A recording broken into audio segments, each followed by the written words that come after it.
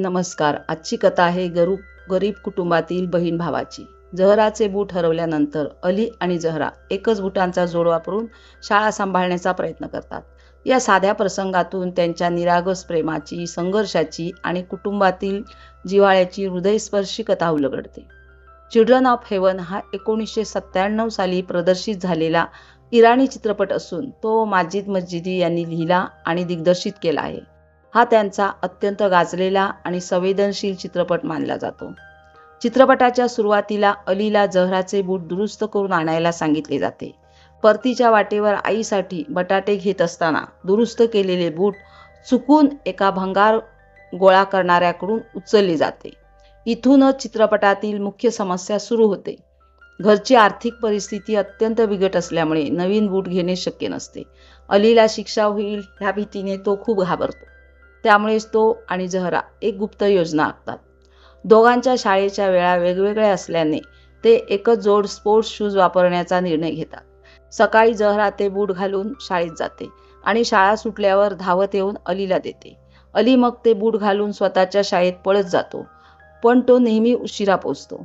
ही योजना धोकादायक आणि तात्पुरती असल्याचे त्यांना माहीत असते. जहराला तिथे बूट एका वर्गमैत्रिणीकडे दिसतात, पण ती मुलगी अधिक गरीब असल्याचे कळल्यावर ती ते परत मागत नाही. दरम्यान अली वडिलांसोबत कामाच्या शोधात जातो, पण अपघातामुळे नवीन बूट घेण्याची आशाही मावळते. शेवटी एक नवीन संधी मिळते. शहरातील 9-10 वर्षाच्या मुलांसाठी 4 किलोमीटर धावण्याची स्पर्धा जाहीर होते. 3रा क्रमांक मिळवणाऱ्याला नवीन स्पोर्ट्स शूज बक्षीस मिळणार असतात. अली जहराला सांगतो की तो जाणीवपूर्वक 3रा येण्याचा प्रयत्न करेल, जेणेकरून तिला बूट देता येतील. स्पर्धेचा प्रसंग चित्रपटातील सर्वात भावनिक क्षण ठरतो. अली प्रचंड मेहनत करून पात्र ठरतो.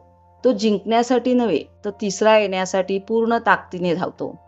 पण शेवटच्या टप्प्यात तो स्वतःलाच मागे ठेवू शकत नाही आणि पहिलाच येतो. शाळेचे अधिकारी त्याचे अभिनंदन करतात, मात्र अलीच्या डोळ्यात आनंद नसतो. त्याने चुकीचे बक्षीस जिंकलेले असते आणि जहराचे बूट अजूनही नाहीत. या शेवटातून चित्रपट निरागस स्वप्नांची वेदना आणि भावंडांमधील निस्वार्थ प्रेम अत्यंत हृदयस्पर्शी पद्धतीने दाखवतो. चित्रपटाच्या अंतिम दृश्यात अली आपले जुने फाटलेले बूट काढतो आणि थकलेले, फोडांनी भरलेले पाय सोनेरी माशांनी भरलेल्या छोट्या तळात अलगद ठेवतो. ते 2 लहानगे आतापर्यंत एकाच जोड बुटांवर भागवत होते. त्यांच्याकडे आता एकही जोड उरलेला नसतो. त्यांचे भविष्य अजूनही अनिश्चित आहे. चित्रपटाची कथा घट्ट विणलेली असून साध्या प्रसंगातून ती हळूहळू उत्कर्ष बिंदूकडे जाते. नैसर्गिक अभिनय, जिवंत कॅमेरा हालचाली आणि प्रत्यक्ष ठिकाणी केलेले चित्रीकरण यामुळे मुलांच्या भावना अतिशय हृदयस्पर्शीपणे उलगडतात.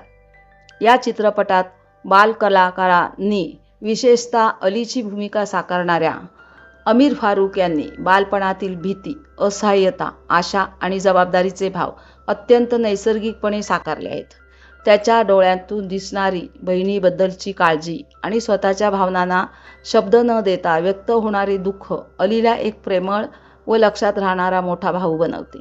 जहराची भूमिका साकारणारी बेहरे सिद्दीकी 7 वर्षाची असून ती शांत, समजूतदार आणि प्रेमळ लहान बहीण म्हणून प्रभावित ठरते. तिचे हलकेसे हसू किंवा दुःखी नजरही अलीला सर्व काही समजून सांगते आणि भाऊ बहिणीतील निस्वार्थ सुंदर प्रेम व्यक्त करते. चित्रपटात अली आणि जहरा वस्तीतील अरुंद रस्त्यातून धावताना दिसतात. ते धावणे खेळासाठी नसून त्यांच्या गरजेचे आणि संघर्षाचे प्रतीक आहे. आणि शेवटची क्रॉस कंट्री शर्यत जणू त्यांच्या आयुष्यात सर्व काही सुधारण्याची शेवटची आशा ठरते, ज्यातून बालपणातील ताण, त्याग आणि भीतीचे वास्तव भावनिकपणे उलगडते. चित्रपटाचा कडिगोड शेवट असा आहे की अलीला आपले स्वप्न तुटल्यासारखे वाटते, पण प्रेक्षकांना माहीत असते की त्याच्या वडिलांनी आधीच दोघांसाठी नवीन बूट आणलेले आहेत. त्यामुळे हा शेवट बालपणातील शांत चिंता आणि न दिसणाऱ्या संघर्षाची हळूवार जाणीव करून देतो. माजिद मस्जिदी हे त्यांच्या कोमल, भावनापूर्ण कथनशैलीसाठी आणि दैनंदिन जीवनातील साध्या क्षणांवर लक्ष केंद्रित करण्यासाठी ओळखले जातात.